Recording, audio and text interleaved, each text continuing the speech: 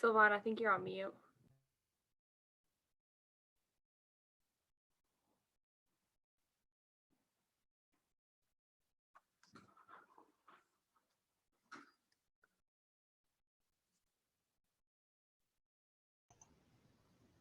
All right, let me start over.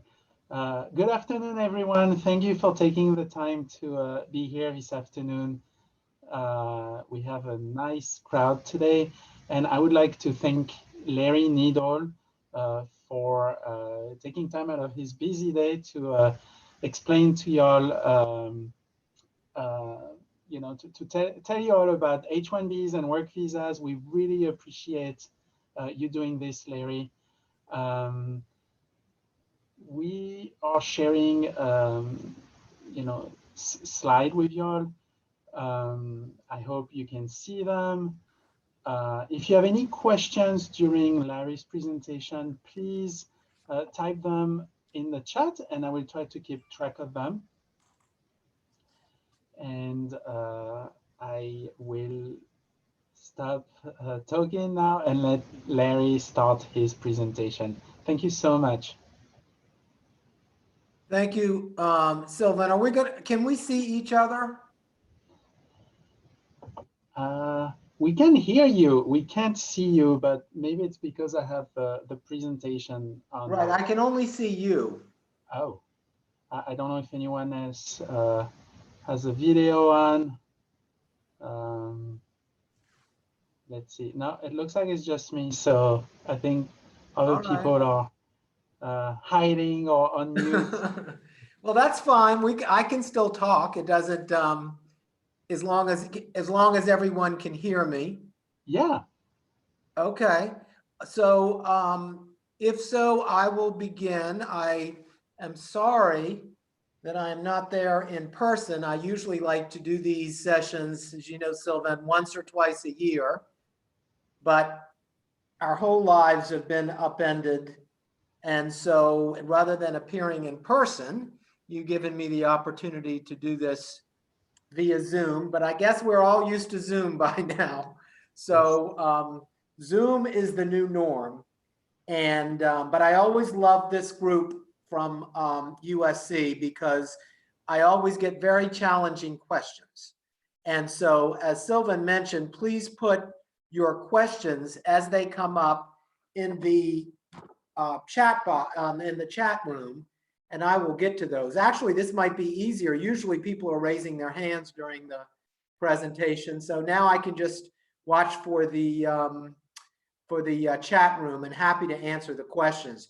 So this is just a general presentation on the H1Bs because we only have limited time, but I always tell each of you, feel free to email or reach out to me with questions. I'm always happy to answer them.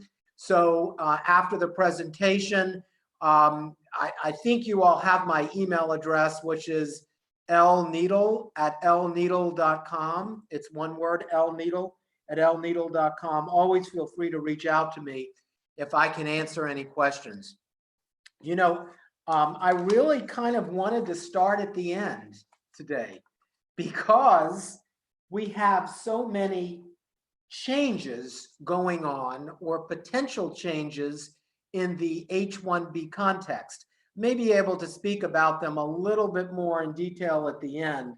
But as you know, with the change in administration, there, even at the very end of the Trump administration, we're seeing all of these proposed changes that potentially could affect the entire H1B process, some of which have already been implemented, but others could impact the H1B in other ways, including the required wages that have to be paid to entry-level and higher-level employees in an H1B context.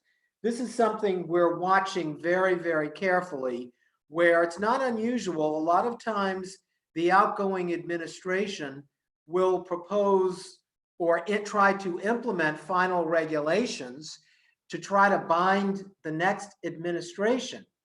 And this is what's occurring right now. as you may know, the Trump administration has implemented Buy American, Hire American policies and procedures. There has been a general distrust of the H1B process and in an attempt to make it as difficult as possible to hire foreign nationals, even after they complete, say, their optional practical training, which we will discuss in a little bit. And in general, just make the practice more burdensome for employers wishing to sponsor H1B professionals. And by the way, this whole process is conducted by the employer. The H1B process, the H1B is filed by the employer on your behalf. And if you have dependent family members, they file separately on their own for a change of status to H4, whereas you will be applying for the change of status to H1B. So we'll talk about some of these new proposed or final rules on prevailing wages a little bit later. I just wanted to let you know that they will be, that the Biden administration will have a chance to review them. And in fact, either through the Congressional Review Act, perhaps none of these rules will go into effect. They could be subject to litigation. No matter what, the Biden administration has signaled a delay on some of these rules, and that would probably be up to 4 months from now. So some of the onerous provisions on prevailing wages that need to be paid, at the very least, they will be delayed for 4 months. And honestly, due to court litigation and the fact that the Biden administration has a new immigration team, I think that we may not see any of these rules be implemented at all. So we'll just have to wait to see. Biden has proposed comprehensive immigration legislation that he wants to propose in the first year of the administration. So I think the safest thing for me to say is lots can change over the course of the next year. But one thing that hasn't changed in this process is the H1B registration, by which an employer has to register a proposed H1B applicant, beneficiary, I should say, in March. And then sometime in March, you find out if the case is selected, because there are only a limited number of H1Bs to go around each fiscal year, which starts October 1st. And there are, of those limited number, there are 65,000 for those with a bachelor's degree, for positions requiring a bachelor's degree in that occupation. And if you have a master's degree in the US, then there are an additional 20,000. So Sylvan, I don't know this group. Is everyone an F1, or do we have some J1 exchange visitors in this group? Do you know? I'm not completely sure, but I would think the vast majority is F1. Vast majority. Okay. So if we have any J1s, feel free to let me know, and just place your question in the chat room, because generally J1s, most, or depending upon the category, are subject to a 2-year home return requirement unless he or she has a waiver of that requirement. So it's just something to keep in mind, especially if you have that 2-year requirement and need a waiver in order to remain in the United States. Okay, so Joanna says we don't think we have any J1s, so we'll move on. So if we can advance the slide, Sylvan, to the H1B specialty workers. I think it's the next one. There we go. So as I mentioned, you know, all of you then are going to be in F1 status, and you're very lucky that you have an excellent student services international office available. I don't know, Lauren might be on the call, Sylvan as well. You really do get excellent services, excuse me, from USC. And I think the key takeaway is always to be in touch with your DSO before travel, before a change in program, et cetera, because the rules have changed in the sense that the records are continuously updated with SEVIS, and your DSO always needs to know about any potential changes, even changes of address, so that your records can be updated. And you can even go in the portal as well to update. This is something that, again, you need to stay in touch with your DSO with regards to any changes in the program. So for example, there have been proposals that would, if you fall out of status, it could impact, when you arrive as a student, your duration of status, and that's your status as long as you maintain your F1. Well, there have been proposals by the administration to have a date certain on your I-94, which would really create difficulties if you fall out of status, and therefore potentially could create unlawful presence. Right now, that is not in effect. You remain duration of status, but there are all sorts of rules that just make it incumbent upon you to always be in touch with your DSO with any changes in your program with regards to travel, if you need an I-20, with respect to OPT, so that you get the approval for your OPT, that you get your employment authorization document in time, et cetera. And if Sylvan and Lauren, if you want to chime in at this point with regards to anything that I just said, and any changes before I get to a change of status from F1 OPT to H1B. Is there anything you want to add? No, thank you. That's a nice reminder. Always stay in touch with us and let us know if you need anything to ensure that, if you ever need a different status or anything else, you've done everything correctly before. Okay. Okay, great. Because since we have limited time, I really wanted to cover the cap gap, the registration, and the H1B. The main thing for you to know is I usually see you all when you're in a period of OPT. And during that year, of course, there's also a STEM extension for additional 24 months. That's when I typically hear from you with regards to an employer. Maybe it's your OPT employer that wishes to retain you, but it's typically when I would hear from you with regards to the H1B. And again, this applies to the STEM extension as well, sometime during that 24 months. I don't have too much time to talk about the STEM extension and the requirements and the 983 and the training program that your employer must adhere to for the 24-month extension, because there are also site visits and from the SEVP, and they want to make sure that the employer is upholding its part of the bargain with respect to the training program for your STEM extension. So we had a question regarding the number of visas that are available, and I think Jean Saunders Blanks is on the call as well. The illustrious Jean Saunders, she's the director of the Office of International Services at USC. She also does an outstanding job.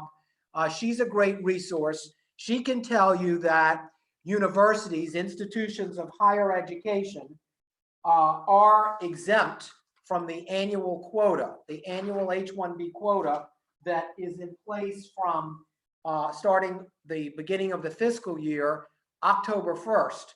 And universities are exempt from that quota, and that's important to note as well. So, if you're working for a university or an affiliate, you can be exempt from the quota, which means that if one of those entities or a nonprofit governmental research organization, if they are filing for you, they can file whenever. They don't need to file or to register on your behalf in the beginning of March. And so that's just something to keep in mind, that the rules, thankfully, are different for universities. Also, they're subject to different wage requirements. On the prevailing wage, there's a separate wage that is listed for purposes of the prevailing wage for universities. And I think Jean just mentioned that she's speaking on academic H1Bs next Friday. So please join her. She'll have much more detail with regards to the university setting and H1Bs. So let me go over first the registration process. So say you're on your H1B and you're on your OPT and you're interested in an H1B, your employer is interested in filing for you. One thing you need to note right at the outset is the cap-gap extension, which is very important. So if you have an OPT that is valid, say until the spring, and your case is selected in the lottery, which is sometime in March, then you have the automatic right to continue working on your OPT, your work authorization, until October 1st, which is the date that the H1B will kick in, assuming it is approved by the Department of Homeland Security. Now, if the H1B is if your case is selected and the H1B is not approved, no such luck. Your cap-gap extension ends, and you need to stay in touch with your DSO, who can mark your I-20 with respect to the cap-gap extension and with respect to your H1B approval, so that it can be updated in the SEVIS system. So what is required for the registration is that the employer sets up a UofSC ISS account, and at least in my office, we're the ones who actually submit the registration with the beneficiary's name in March. And the way that it has worked is that you only have one shot. An employer can only submit one case for you. So if an employer submits duplicate cases, then you're going to be out of luck completely, because your case will be denied due to duplicate registration. So there's only one registration per applicant per position. Some people ask, okay, what about if I have another employer also seek an H1B for me?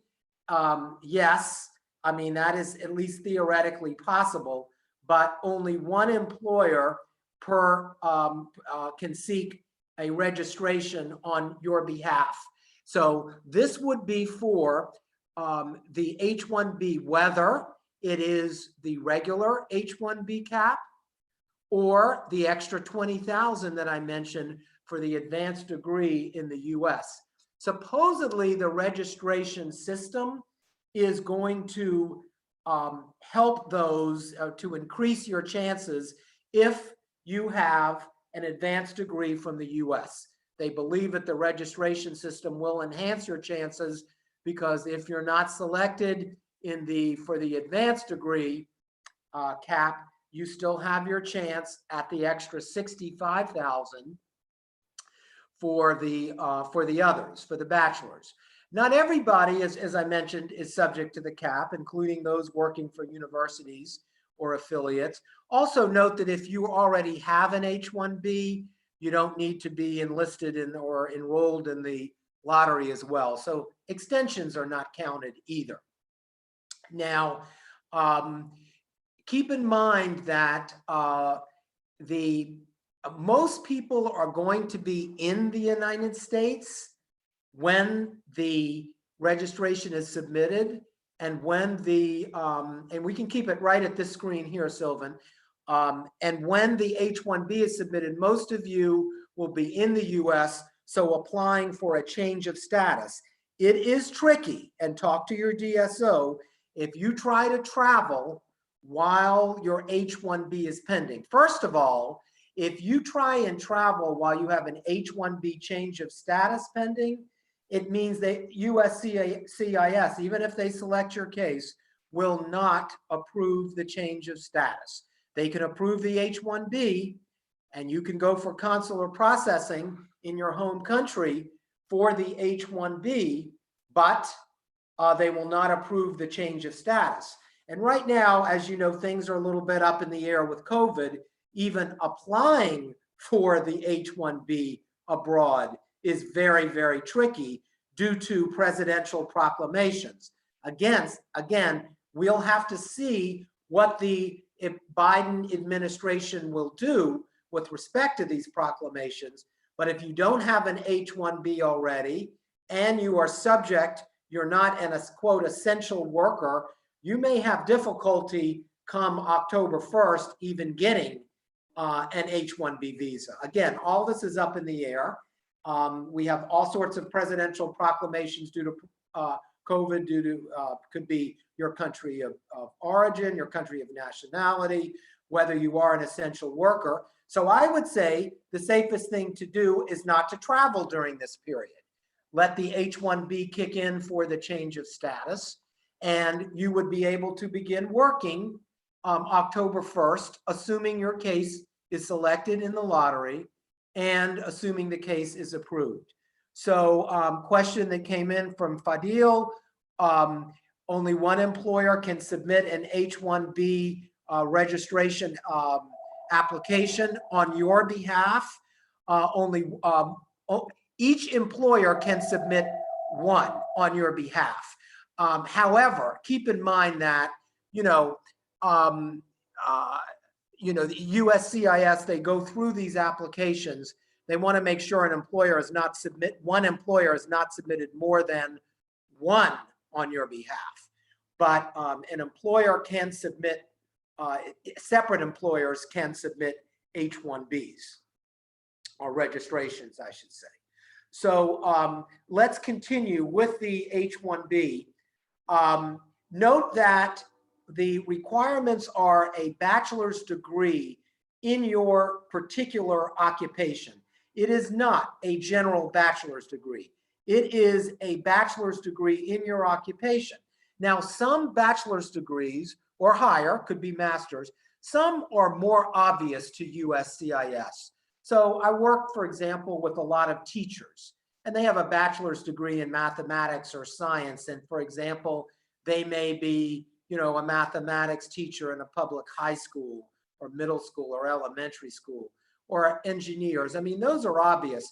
But sometimes those of you with a bachelor's degree in business, not always so obvious for UofSC ISS that the bachelor's degree in that particular occupation is an absolute requirement.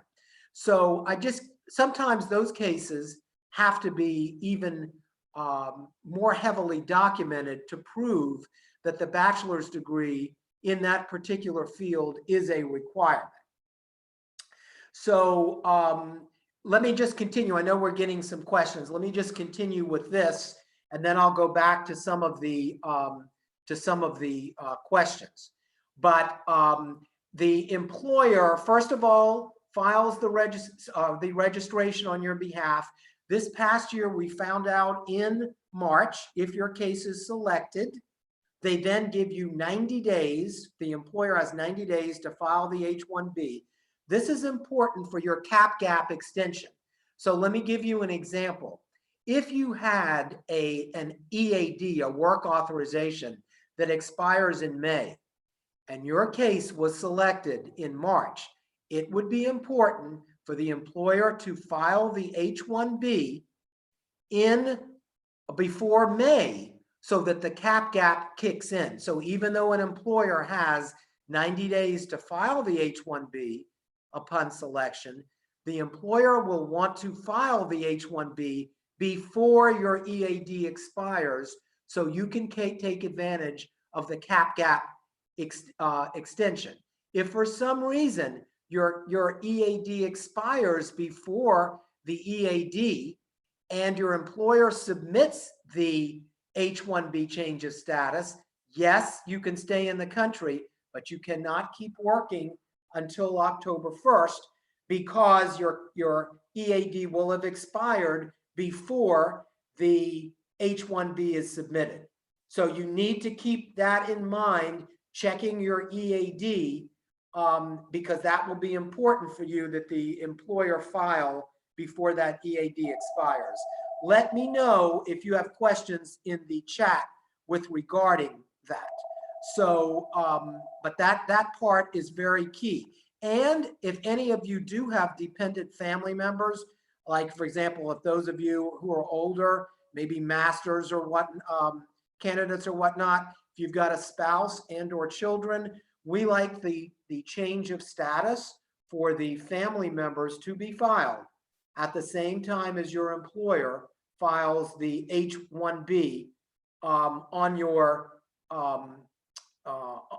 behalf. So I don't know if any of you have family members, but there are separate applications that need to be filed on the I-539 for dependent family members at the same time as your H1B is filed.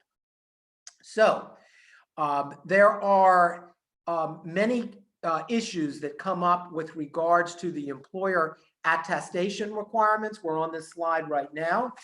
And included amongst those are that the employer must guarantee that your wages and working conditions are the same as a U.S. employee. Now that includes all benefits, of course, but also most significantly, as I alluded to earlier, that you will be paid the higher of the actual wage that an employer would pay an employee at your level. More or less, most of you would be entry level, or the prevailing wage is determined by the Department of Labor. Now, the actual wage is usually pretty easy for the employer to determine based on other employees that they have at the work site.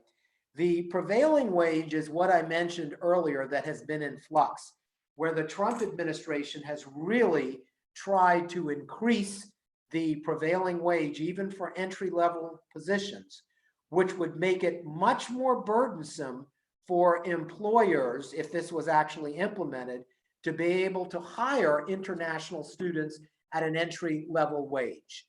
I don't need to go into too much detail because maybe this rule will never end up seeing the light of day. It's been subject to litigation. It's been held up by the courts. The Biden administration will probably hold this up further. They may not even support the rule, but it's something to keep in mind. You might say, what if the prevailing wages do end up being higher? What then? Do we have any options? Well, we might. Even if this rule goes into effect, sometimes an employer can submit an actual wage survey in lieu of the prevailing wage, which is normally determined by the Department of Labor. There are different ways of obtaining the prevailing wage, including an online wage library or requesting the Department of Labor issue a prevailing wage. But you can also use wage surveys that meet Department of Labor requirements. And we may use those, have to use those even more frequently in the future if these prevailing wage rules ever go into effect. So I just mentioned that we may have to pivot if the rules go into effect, but hopefully not, because what these rules do, they increase these wage levels to a much higher percentile based on what a US worker would be paid. And the Trump administration has said, well, has used the excuse of many US workers are out of work, and we want to encourage more US workers to fill these positions. Of course, for employers, what they say is it's often very difficult to find US workers in these positions. And keep in mind that there are only a limited number of these positions available anyway. As I mentioned, 65,000 and 20,000. So the effect on the labor market is really very slight. And the truth of the matter is almost all independent analyses indicate that actually hiring foreign workers will benefit US workers, because if the foreign workers are hired in these very specialized positions, the bottom line for employers, their financial bottom line, will actually improve, and they should be able to hire even more workers, including US workers. So this has been, as you know, immigration is a political football right now and can vary from administration to administration. The Trump administration, unfortunately, has not been very keen on foreign nationals in the United States, and making it even more difficult for those international students and those who want to stay on for OPT and H1Bs. They haven't made it easy. But the next administration promises to be much more forthcoming and sympathetic with respect to foreign nationals, or at least that's what we're expecting.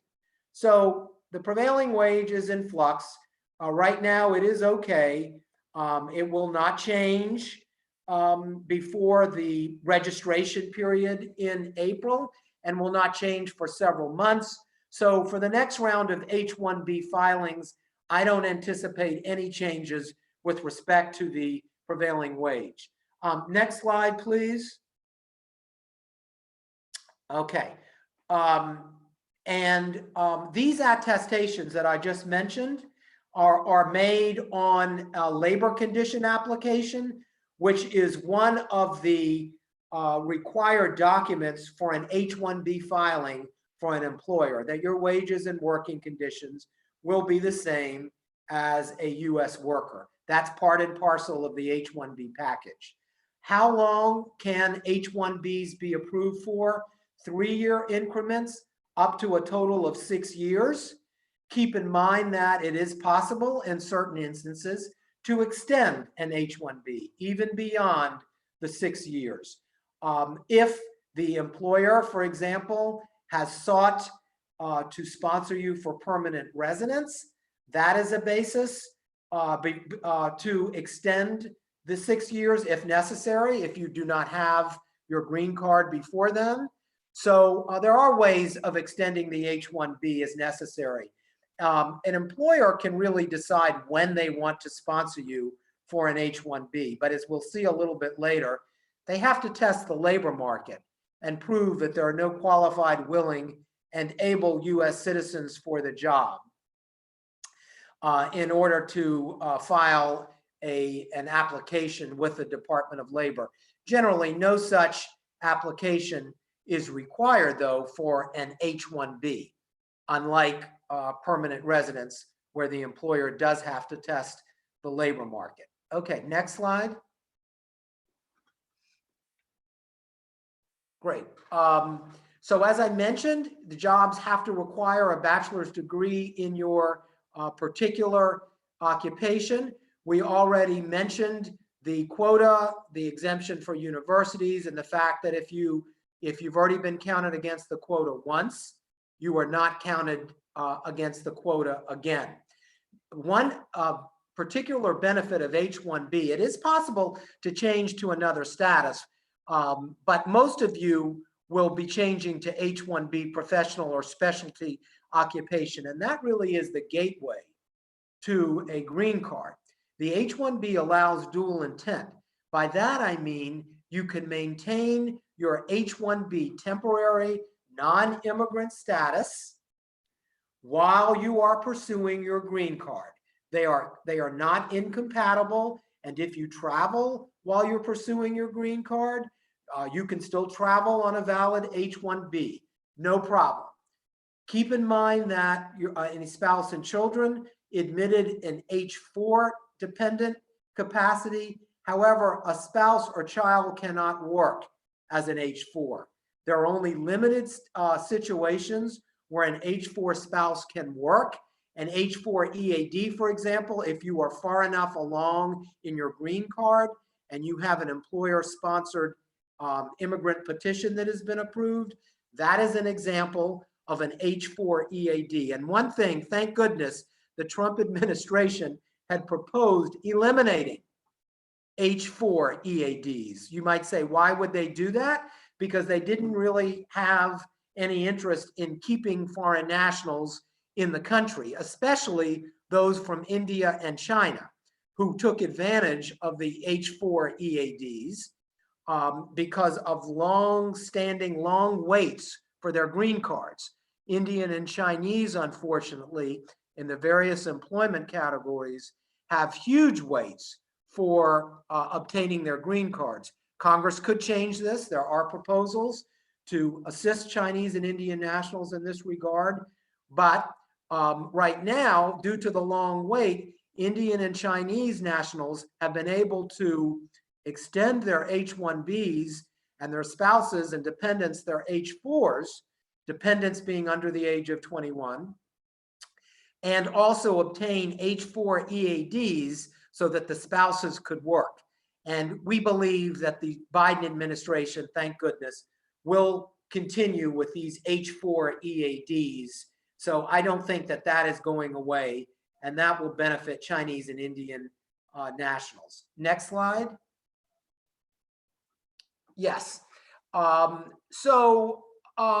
In addition to the bachelor's degree or master's degree, if that is a requirement, keep in mind that a foreign degree may also qualify. So if some of you are pursuing your master's in the US, but you have a bachelor's degree from abroad, which is deemed the equivalent by a credentials evaluation service of a US degree, you know, and the job actually only requires a bachelor's degree, an employer could submit a registration on your behalf this coming March. You don't have to have completed the master's degree in order for the employer to submit the H1B on your behalf. So just keep that in mind. You may be able to take advantage of the, you know, the foreign degree, the bachelor's degree, as determined by a credentials evaluation agency. If you want to use the master's degree for the master's degree cap for purposes of the registration, you must have at least completed the course requirements, master's or higher, PhD as well, the course requirements before you are eligible before an employer can submit the H1B. You don't have to have the degree in hand, but you must complete the course requirements. Keep in mind that if you're not selected in the registration, then you have to really come up with alternatives. Maybe you will complete your master's. Maybe if you move to a higher level, you're eligible for another round of OPT or an EAD. Maybe you have to go back to school. Or maybe you're eligible for the STEM OPT. So because of the limited number of visas, or maybe you're eligible, you're working for a university or an affiliate. But this is an issue that if you're not chosen in the lottery, then if your OPT is coming to an end, you've got to be able to figure out another avenue to stay, to wait until the next round of H1Bs opens up. So, and there was a question that came up. This was a good question.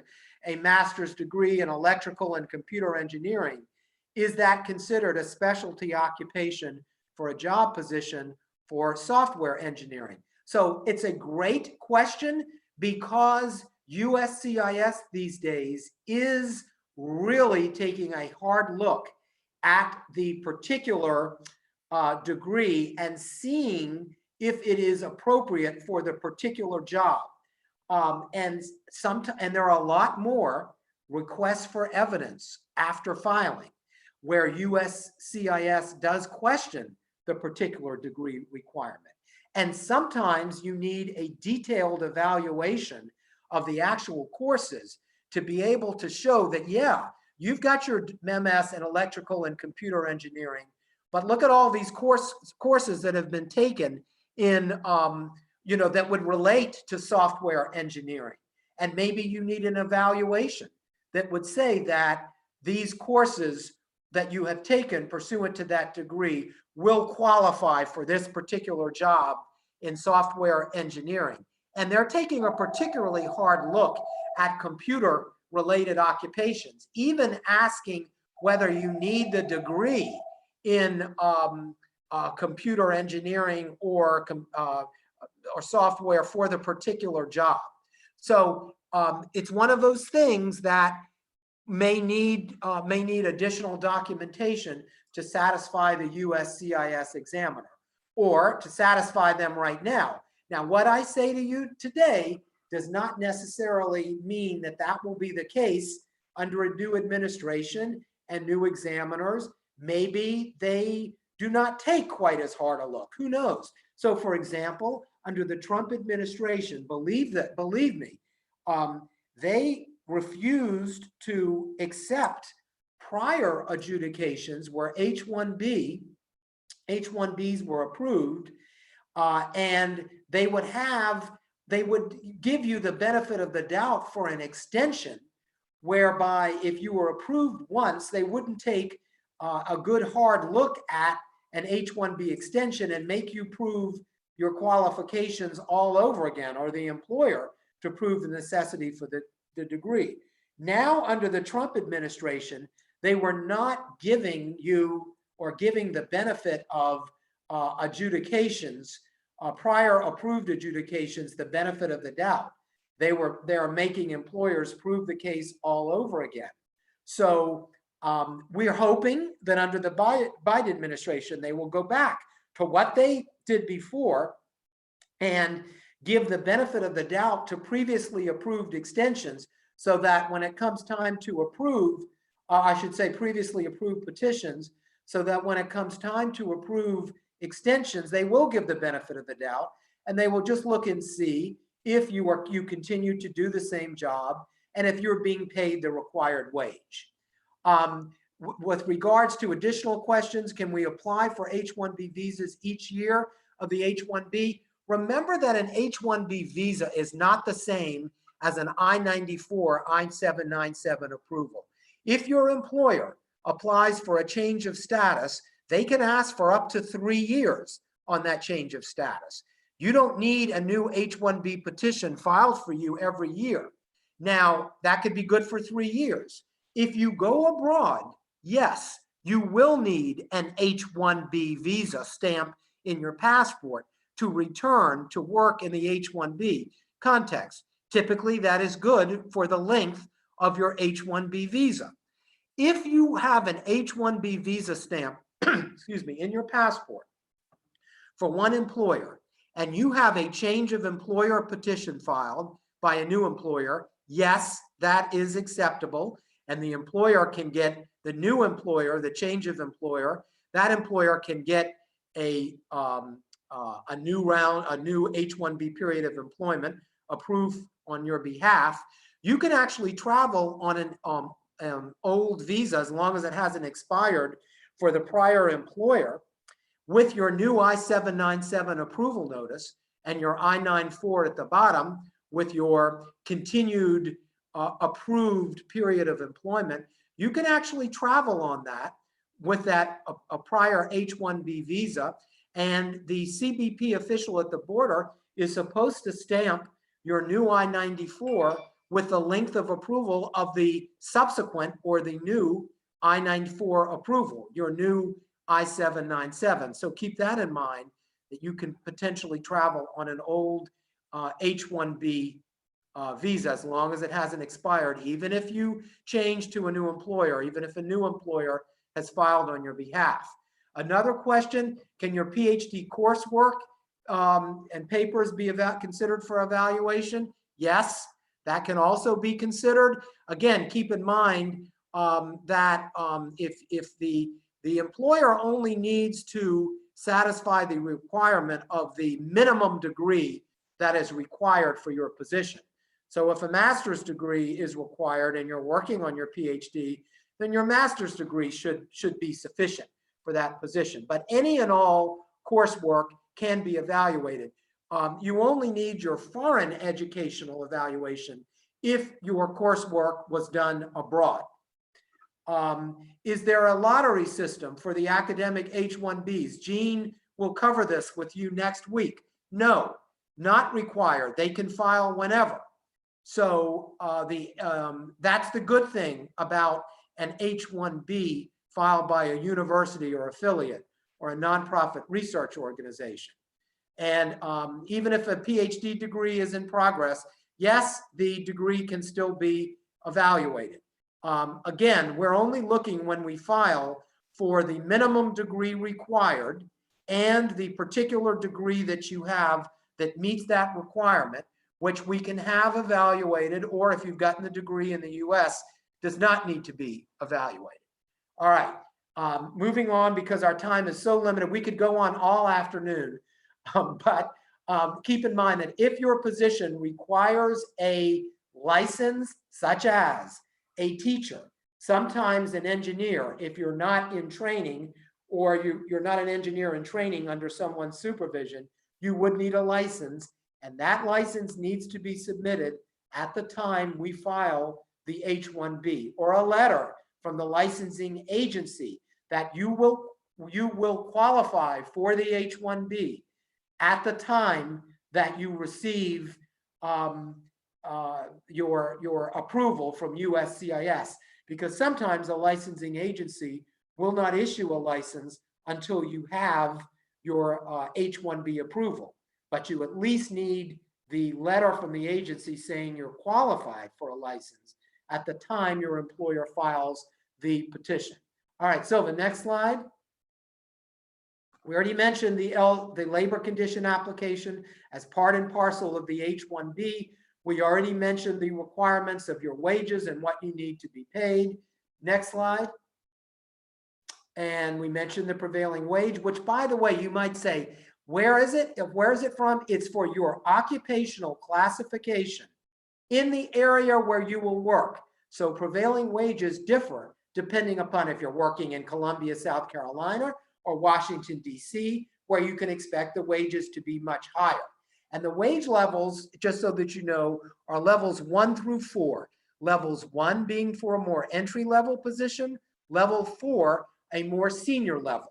And typically, you will qualify for the level 1 entry-level position. Next slide. And we mentioned there are different ways of obtaining the prevailing wage, so I don't need to cover that right now. Next, the labor condition application does need to be posted at the work site in 2 separate locations that the employer does. And that's a requirement because there could always be a site investigation for these H1Bs where the government comes to the employer's place where the place of employment is to make sure that you're working there and that you're being paid the required wages and you're receiving the benefits and same working conditions as U.S. employees. Next slide. There are many different forms and documents that need to be filed with the H1B. There is the initial I-129 form by the employer. There's a supplement. There's also a data collection form with the employer that the employer files. And that's the form where the employer certifies if they're cap exempt or not, or whether you are subject to the quota.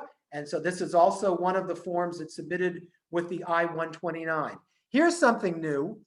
Under the Trump administration, here again, they've required a certification that you will not become a public charge, including on the I-129, the form filed by the employer.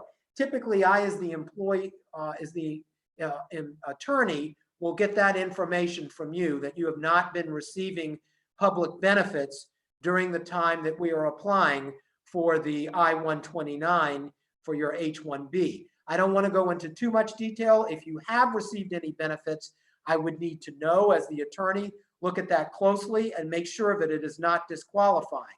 But right now, unless something changes in the new administration, they are asking for a public charge. They're asking that public charge question about any benefits that you or dependent family members have received. That's also a question on the family members I-539 change of status, whether they have received certain benefits. So again, we have to wait and see. Maybe this time next year, that question will go away, but it is on there right now. So continuing, Sylvan, next slide. We got to document with all these forms. We have to document your credentials with your degree and your transcript, or if it's from abroad, we need a foreign educational evaluation. We need your resume. We submit a license if that is required. We submit anything relating to your qualifications. If you have any certifications, certificates, etc., we would submit that as well. And as I mentioned, we've because of increased requests for evidence after filing, particularly with smaller employees, there may be additional documentation to show the need for a specialty worker. So this is something, computer-related occupations in particular, business-related occupations. Not all people with business, degrees for sales positions, for example. Immigration might question, well, why do you need that particular business degree for the job? So in response to an RFE, we may need to submit additional evidence from experts, from the employer. We might have to go online to look up statistics as to why this degree is a requirement for this position. So this is something we're facing, and we may still face these additional RFEs under the Biden administration. We just have to wait and see. Next slide. We have to, for the employer supporting letter, we give a very detailed description of the position to be filled to show that it qualifies as a specialty occupation. We also need all of your documentation, including your passport, your I-94s, your EADs, your I-20s, the stamps in your passport. Why? To show the Immigration Service that you've not violated your status and that you qualify for a change of status, which hopefully would start October 1st. So again, that's the key date. That's when the H1B kicks in, October 1st. So hopefully you have a cap gap that will allow you to continue working until H1B, until your H1B kicks in. And all right, next slide. Also, we document that the employee can pay the offered salary, and so we include documentation in regards to that. Interestingly, the employer does have to certify that they will pay the cost of return transportation for you if they employ you and they terminate your employment and you decide to go home and not seek other employment. The employer is supposed to certify that they will pay the cost of the return travel. But what normally happens is if you are terminated, you're going to seek another employer. Here's something good. New rules that were implemented. Here's one good thing I can say. Pursuant to the High Skilled Workers Act, that was rules that enacted by the Department of Homeland Security during the Trump administration. Believe it or not, these rules have been proposed years back. You do have a 60-day period of unemployment. Just like you have a 90-day period of unemployment with your OPT, you do have a 60-day period of unemployment for your H1B. Why is this important? Because it used to be that if you were terminated from a job and your employer notified the Immigration Service that you were no longer employed there, that you would not be able to get a change of employer and extension of status approved. Immigration might say, well, we'll approve your new employer's change of employer petition, but you have to go home for the new visa and re-enter. Well, with this new 60-day period of unemployment, your employer can file for the change of employer during that 60 days, and you can start working. And by the way, you could start working even before there is an approval, as long as it's filed within that 60 days. Is it good to have an approval notice in hand when you start with the new employer? Yes, but not required. In most cases, as soon as they apply for the change of employer, you can keep working. However, if you go from an employer that is cap exempt, such as a university, to a cap subject, a private employer, then, and you have not been counted against the quota, then for you to start working for that new employer, you're going to have to be counted against the quota, and that petition will need to be selected in the lottery and approved. One thing that we have done successfully for other clients is if you are working, if that happens to you, and you want to move to a cap subject employer, if the cap exempt university employer will continue to employ you for any certain number of hours, even less than 10, and you keep working for that cap exempt employer, you could get concurrent cap subject employment with a new employer petition being approved without having to be subject to the selection in the lottery at that time. So that would be concurrent employment that might help you if you go from a cap exempt employer to cap subject, as long as you continue to work for a certain number of hours for that cap exempt employer. Now, the fees have gotten more expensive in the sense that H1Bs can be expedited, but now the expedite fee is a whopping $2,500, which either the employer or you, I would argue, could pay, which is very expensive. So the earlier an H1B petition is submitted, the better, because maybe you won't need to pay the expedite fee. But if you need a decision by, and your case is pending and you don't have a decision by October 1st, your employer really in September needs to authorize the expedite fee of $2,500 so that you will have a decision by October 1st and your EAD, your cap gap EAD will not expire. But that is gone. That fee, expedite fee, has gone from $1,140 to $2,500. So keep that in mind. The other fees are $460. Those are the fees right now for the employer petition, and a $500 anti-fraud fee for the first H1B petition, not needed for the extension. There have been proposals for increased fees, unfortunately, but they have been enjoined or they've been held up by the court. So these are the fees today that I have I've just enumerated. Next slide, because I know we're kind of already out of time. So just trying to complete this for the H1B.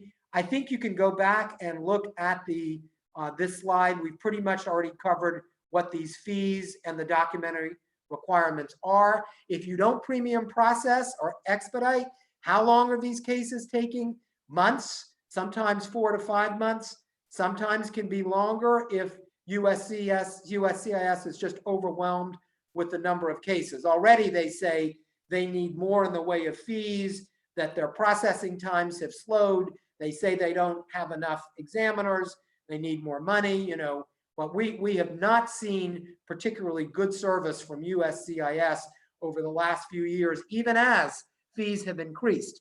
Still, the service that we've gotten has not improved. Processing times have taken longer. And because under the Trump administration, they have increased the number of requests for evidence, that has really taken a toll on the number of months it takes now for a case to be approved. Next slide. Okay, you know, I don't need to cover the STEM.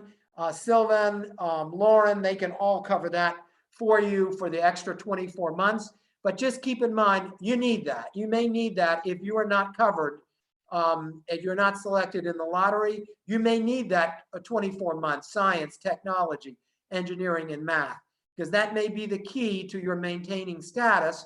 So your employer may file for you the next go around, the next registration, which is right now in March of each year. Next slide. That's, so here you go. Normal processing takes 2 to 4 months. It's gotten worse. It's taking longer than 4 months generally for an initial petition. And as I mentioned, these, the prior slide, these filing fees for premium processing have gone up. Next slide.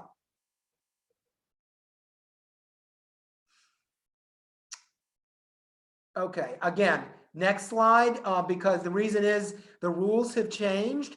And it used to be that we would file all these H1Bs in April of each year, and then they would tell you which ones are selected. Now we just find out, we just enter your case in the lottery. We find out if it's selected in March, and then they give us 90 days to file your H1B. The advantage, of course, is we don't have to do all the work and prepare your H1B before we know if your case is selected in the lottery.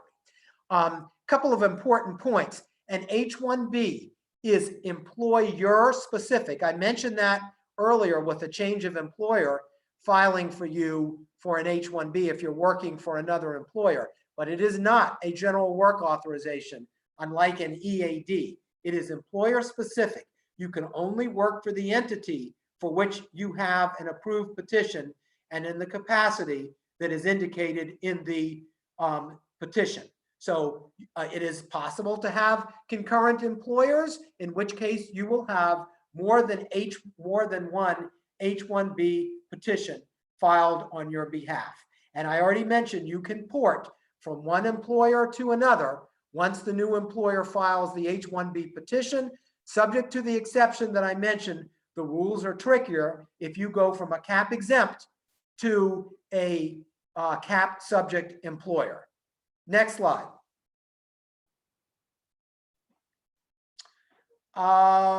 Okay, so I already mentioned that your limit is 6 years on the H1B.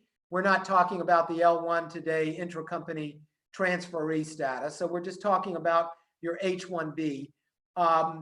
You can also, if you leave the United States for a year, then you can have another employer or the same employer petition for you all over again for an H1B, 3 years at a time, up to 6 years. Also, you can recapture. You can recapture time that you're outside of the US beyond the 6 years. So if you're going home for holidays or summer breaks, that will extend the period of your H1B. And don't forget, if you were sponsored for perm or for your permanent residence, that's the other way to extend your H1B beyond the 6 years. So normally when you go abroad and you apply for your visas, you are given the same length of time as your I-797 approval for your employer. However, some countries, based on visa reciprocity, will not give you a visa which is the same length of time as a I-797 approval, which may be, as we've been discussing, for 3 years. But even if your visa is only good, for example, for 1 year, if you have a 3-year approval, you can present that at the border and they should still be able, the CBP official should still be able to issue you an H1B up to that 3 years, because that should be reflected on your new I-79, on your new I-94. And you should always print, and I'm sure Jean will tell you this next week too. And actually this goes for all of you. Whenever you come in to the country, always check your CBP record, because sometimes they make errors. And you can check at cbp.gov. You can see the record for your most recent I-94 and for your prior I-94s, because we certainly use these records for purposes of applying for your H1Bs. And if you're traveling on an H1B, sometimes they mess up at the border. I've seen it every year. We have a number of cases where what they indicate on your I-94 upon entry is not correct. And then we have to correct it with CBP. So the rule there is always check your I-94 upon entry. I don't care what status you are. Check your I-94 at cbp.gov to make sure that it matches up with what you believe your I-94 should reflect. And if, say, for example, if I'm your attorney or working on your case, you're going to share that with me upon entry in case it needs to be corrected, because we don't like to find out that there's been an error on your I-9-4 at the time we're applying for an extension. We would rather catch it upon entry. So hopefully that is clear to all of you. Visas just get you into the country.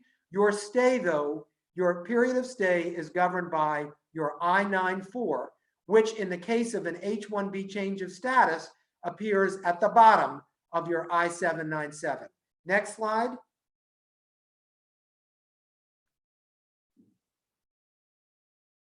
Okay, I already mentioned you can travel while your H1B, while your employer is pursuing your sponsorship for permanent residence, or at a later stage in the process, if you've been able to apply for your green card and just waiting for an approval, you can still travel on a valid H1B, or you can obtain what's called advanced parole, permission to travel, which is part and parcel of your green card package. That's called adjustment of status in the United States.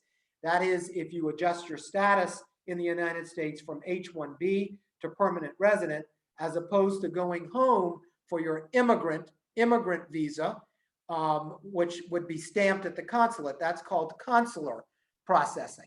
The process we normally pursue for you is adjustment of status. So your H-1B is a temporary non-immigrant status.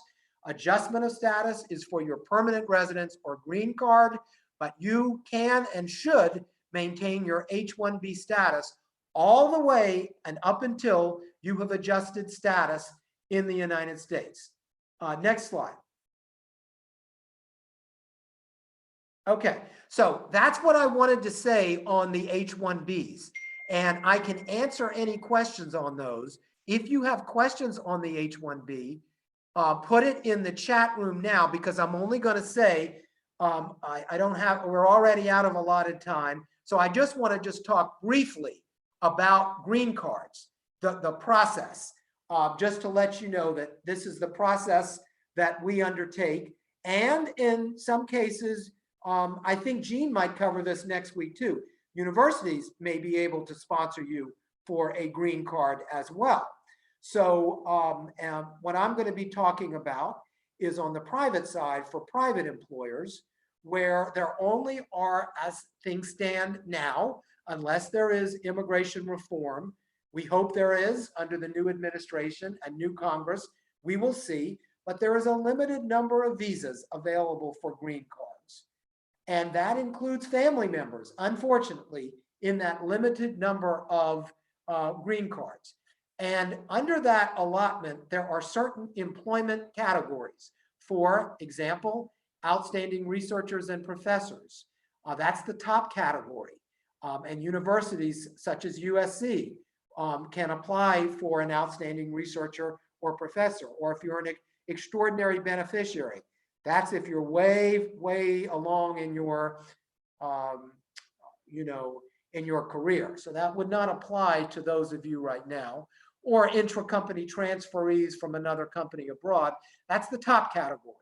And there are typically visas that are available. However, there are also immigrant visas that are available for in other employment categories, such as for advanced degree professionals, but those are for jobs requiring the advanced degree.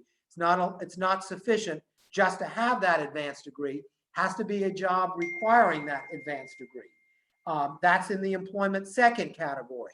And for jobs requiring a bachelor's degree or higher, that is that's an employment-based third degree. As employment-based category. As I mentioned, there are waiting lists for Indian and Chinese nationals and for Filipinos as well in the various employment categories, particularly the employment second and third based categories. Again, this is up for consideration right now with Congress, but that creates a challenge in maintaining an H-1B. I've had some from India and China who've maintained their H-1B for 9, 10 years going forward. And it's just the way that it is right now with respect to you can get through the final stage of an immigrant petition being approved on your behalf by an employer, but not the final stage for the adjustment of status. There are also certain self-petitions. Those of you with advanced degrees, we do those as well. If you're at a certain stage in your career where you really stand out from your peers in your field, you may be able to self-petition in the employment second category for an advanced degree professional. And you may qualify, potentially, depending upon what stage of your career. But for most of you, your employer will have to test the labor market and prove that there are no qualified, willing, and able U.S. citizens for the job. And they have to go through a series of advertisements and then determine that, and advertising and recruitment and interviewing potential employees, and only if they can say that there were no such minimally qualified U.S. applicants will they be able to file what's called a PERM application on your behalf with the Department of Labor. Now that is not required for the self-petition, where there's no advanced degree that I mentioned, where there is no requirement for a job offer. It's also not, a job offer is not required for an outstanding researcher or professor. But for most jobs, this PERM certification with the Department of Labor is a prerequisite. Right now, it's taking, the employer will advertise for months, and only after they have made the determination, after the ads that they have run, that there weren't any qualified U.S. workers for the job, and that's minimally qualified U.S. workers, not the best qualified, then will they be able to file a PERM application. Yes, you can be on the job, and that's usually the case where an employer can file on your behalf, even if you are currently have that particular job. But the employer must still advertise for your job as if you were not there, and still will have to prove that there were no minimally qualified U.S.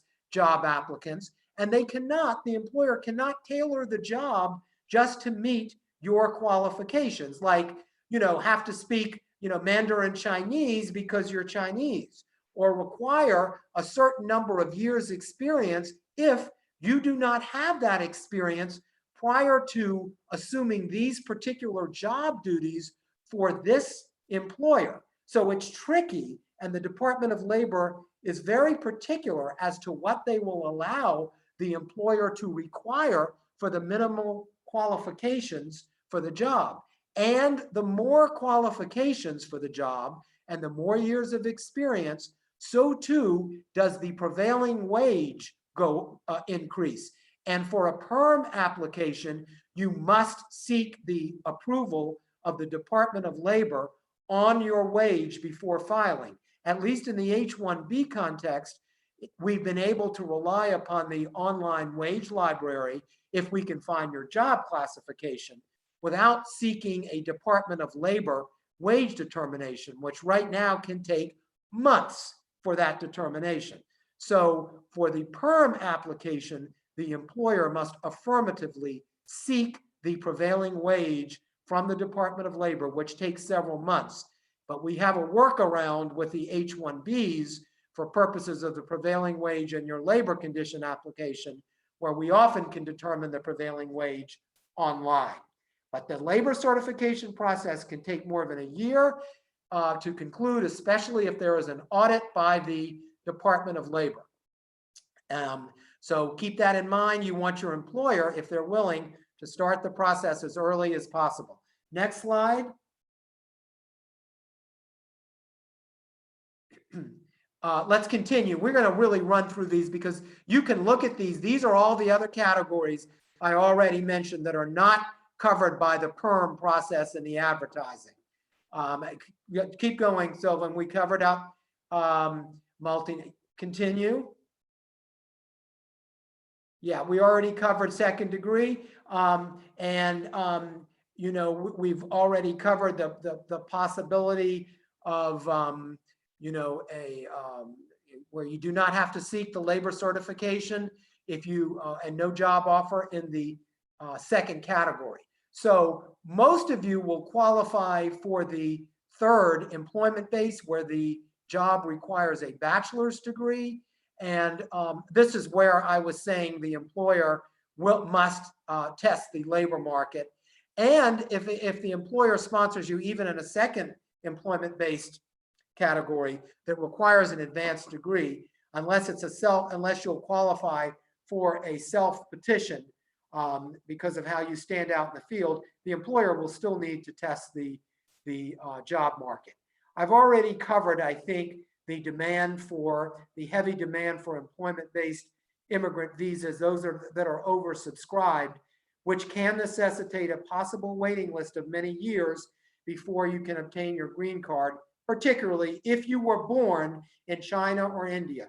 Does not make any difference on your country of citizenship. It's where you were born. Like, I have a bunch of Chinese clients who were Chinese citizens, who are Canadian citizens, but if they were born in China, or your spouse was born in China or India, then unfortunately, you're going to be subject to these long waiting lists unless Congress does something to improve the situation.